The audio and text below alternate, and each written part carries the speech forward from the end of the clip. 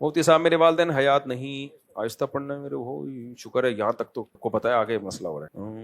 میں جاب، اچھا خاتون نے پوچھا ہے، اچھا کیا جواب دوں میں جب سوال ہی نہیں سمجھ اناؤنس کر سکتا میں؟ بلا وجہ ڈر لگ رہا ہے آپ کو، آپ کا خوف صحیح نہیں ہے، یہ وہم ہے آپ کو، یہ جواب ہے اس کا۔ سوال اناؤنس کرنے کی اجازت نہیں ہے نا، تم گھر لے جا کے نہیں پڑھ لینا، مجھے دے دو، کسی خاتون کی بات ہے، اچھا نہیں ہے نا۔ ایک دفعہ ہوا ایسا، جب میری وہ شادی کی بات آ رہی ہے یار، ایک دفعہ کا ذکر ہے، میں رشتے تلاش کر رہا تھا تو لوگ خود بھی رشتے پیش کر دیتے تھے، بعض دفعہ کسی نے اپنی بیٹی کا رشتہ پیش کر دیا، کسی نے اپنی سسٹر کا، بھئی یہ مسئلہ ہے۔ تو ایسے ہی میں بیٹھا ہوا، بیان کے بعد ایک پرچی کسی نے دی، وہ جو بندہ بیٹھا ہوتا ہے نا پرچیاں لینے والا، اس نے پڑھ لی، غلط کیا حالانکہ نہیں پڑھنی چاہیے، اور گھر لے گیا، مجھے پتہ بھی نہیں چلا۔ بعد میں کسی نے بتایا مفتی صاحب ایک پرچی غائب ہوئی ہے، آئی تھی اور کوئی گھر لے گیا۔ جو بڑا غصہ آیا یار، کسی کا راز ہو کچھ ہو، میں نے تفتیش کر کے پرچی نکلوائی، پتہ چلا کسی صاحب نے اپنی سسٹر کے رشتے کے بارے میں بات کی ہوئی تھی مجھ سے۔ خیر وہ نہیں ہوا، کوئی وہ نہیں تھا، وہ میرا ان سے رابطہ ہو گیا، لیکن کتنی بڑی خیانت ہے یار کہ آپ چھپڑ میں لے جا رہے ہو، ان کا ارادہ تھا میں خود ٹرائی مارتا ہوں۔ تو اس کے بعد سے میں بڑا ہوشیار ہو گیا، میں نے کہا بھائی یہ۔ ایک اور دفعہ ہمارے حضرت نا خط پڑھ رہے تھے، تو بعض دفعہ طلبہ ہوتے تھے جا کے بیٹھ جاتے تو خط پہ نظر بھی پڑتی جاتی تھی ان کی۔ اب وہ خط تو کسی کے کوئی راز کی بات ہو سکتی ہے، تو حضرت نے ایک واقعہ سنایا کہ ایک آدمی کسی کو خط لکھ رہا تھا، دوسرا کوئی کمبخت بیٹھا ہوا نا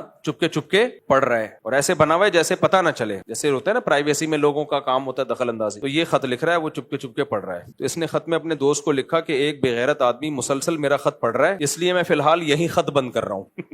ایک بےغیرت ہے جو مسلسل میرا خط پڑھ رہا ہے، اس لیے میں مزید پھر کسی اور وقت میں تفصیل سے لکھوں گا۔ ایسے بےغیرتوں کا یہی علاج۔ آپ کو میں، آپ نہیں ہو ایسے، میں ویسے ہی